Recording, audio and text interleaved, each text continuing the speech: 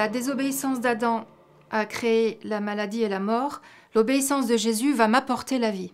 Jésus est le Fils de l'homme et il a vaincu Satan. Nous sommes vainqueurs à travers Jésus puisque Dieu nous associe à la victoire de Jésus à la croix. Christ établit son royaume dans les cœurs de ceux qui le reçoivent et bien sûr dans notre cœur si nous le recevons, en attendant de régner sur la terre après avoir lié le diable. Il y a un jour où la mort et la maladie ne seront plus, se sera terminée parce que Christ régnera. Lorsque j'applique ça à mon cœur, je me dis que les choses ont un sens. La maladie, la mort, l'épreuve ne viennent pas de Dieu. Si vous invitez une famille avec des enfants turbulents dans votre maison, il y a de grandes chances pour que ces enfants fassent des bêtises, cassent des affaires, etc. Et finalement, c'est vous qui leur avez ouvert les portes et vous allez avoir des ennuis. Quelque part, nous avons fait la même chose en péchant. Nous avons donné un droit d'accès au diable sur nos vies. Ce droit, au départ, il ne l'avait pas. Et seul Jésus peut empêcher Satan d'avoir ce droit d'accès sur nos vies lorsqu'il vient régner dans nos cœurs. Dans Jean chapitre 10, verset 10, il est dit « Le voleur ne vient que pour dérober, égorger et détruire. Moi, je suis venu pour que mes brebis aient la vie et qu'elles soient dans l'abondance. » C'est Jésus qui dit cela. Jésus vient pour donner la vie. Dieu ne fait pas souffrir. Il n'instruit pas ses enfants par la maladie ou à travers la maladie, mais il les instruit d'abord par sa parole et par son amour. Alors, ceci étant dit, lorsque l'on lit l'Ancien Testament, on voit plusieurs passages où il est question de Dieu qui frappe. Dieu frappe l'enfant de la femme d'Uri. David était un grand roi, mais à un moment donné, il a pris la femme d'un autre, Bathsheba, il a couché avec elle, il a fait tuer son mari et il a eu un enfant avec cette femme-là.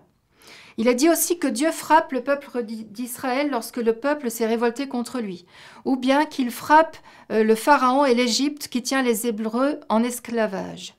Alors, pourquoi est-il marqué que Dieu frappe si Dieu ne punit pas? Dans la pensée juive, Dieu est tout-puissant et les auteurs de l'Ancien Testament veulent marquer la différence avec les tribus païennes polythéistes qui pensent qu'il y a toutes sortes de dieux, le dieu de la maladie, le dieu de la mort, le dieu de la vie, etc.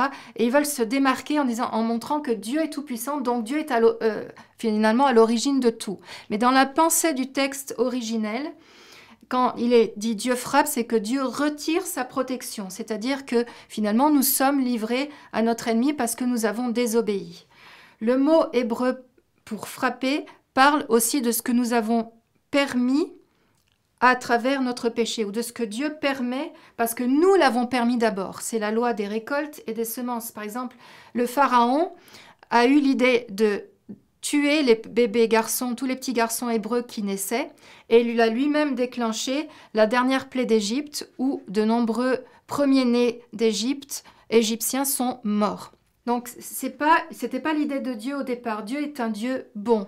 Et nous sommes protégés par le sang de l'agneau. Aujourd'hui, nous ne sommes plus dans l'Ancien Testament, mais nous sommes dans le Nouveau Testament. Nous avons le sang de Jésus qui nous garde, du même que le sang a empêché l'ange destructeur de frapper. Nous sommes nous-mêmes gardés par le sang de Jésus. Jésus est venu guérir et les évangiles nous rapportent des milliers de guérisons. On pense qu'il y a à peu près une quinzaine de guérisons dans l'Ancien Testament, il y en a beaucoup plus dans le Nouveau Testament. Mais par les meurtrissures de Jésus, nous sommes guéris. Ça, c'est dans Ésaïe, dans l'Ancien Testament, et dans 1 Pierre, dans le Nouveau Testament.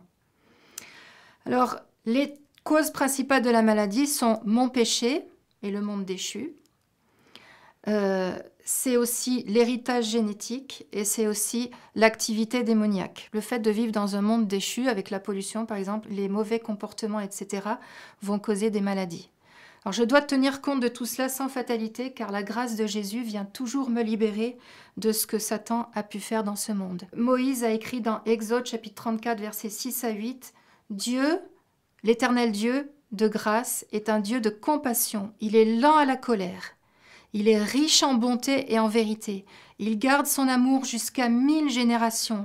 Il pardonne la faute, la révolte et le péché, mais il ne traite pas le coupable pour innocent. Il punit la faute des pères sur les enfants jusqu'à la 3e et la 4e génération. » Et quand Moïse a fini de dire cela, il s'est incliné à terre, il a adoré tant il était touché par la grâce de Dieu qui est infiniment plus grande que le châtiment qui peut se répercuter sur 3 ou 4 générations, mais Dieu est prompt à pardonner dès qu'on s'adresse à lui et il va pardonner jusqu'à 1000 générations.